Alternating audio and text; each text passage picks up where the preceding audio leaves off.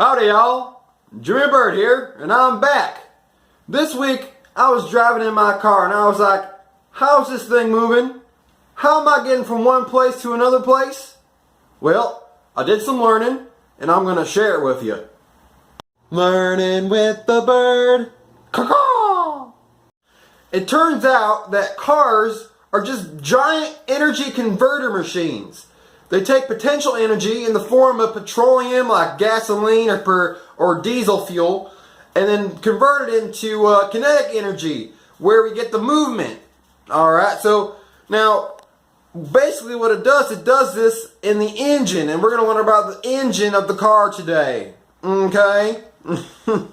So to convert the energy, the engine has to have like these things called a cooking pot, also known as a cylinder. Now, most cars have 4 cylinders. They can go all the way up to 12 cylinders. Now inside the cylinder, there's a piston that goes up and down.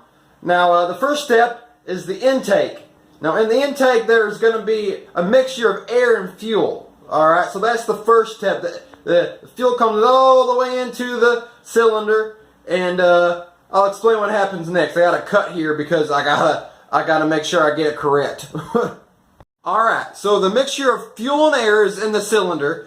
Now what happens, there's a crankshaft at the bottom of the cylinder. The crankshaft is constantly rotating, and that's what's bringing the piston up and down. And it's happening pretty quickly. It's the RPMs basically. Now at the height of it, the piston will push up onto that fuel and air mixture. And when it gets to the top of it, there's a spark plug up there, okay?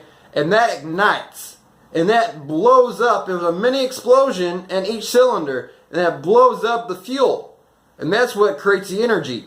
Once that blows up, that brings the piston back down into the cylinder, okay? And then because of that energy happened with that explosion, that's going to keep the crankshaft moving, which is important because it's going to keep your car moving, alright?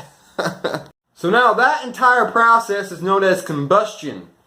It's basically the same thing when you sit around a fire outside, a little bonfire. You burn wood, it oxidizes, and it creates energy in the form of heat. The only difference is with a car engine, because it's inside a piston, it's inside an enclosed area, it's able to trap more energy, and it's able to use that energy and direct it towards a certain machine that will propel your vehicle the way it wants to go. Now, I know cars are a lot more complicated than that. That's why next week we're going to learn about a different car part, and we're going to try to piece together how this car is actually getting that energy from the engine all the way down to the tires and continuing on your road trip in life. I'm Jimmy Bird. I hope you did some learning today. I hope you want to subscribe. And if you have a suggestion for me of something else to learn about, go ahead and comment. I'll look at those. I do. Alright guys. Until next time, Jimmy Bird, learning with the bird.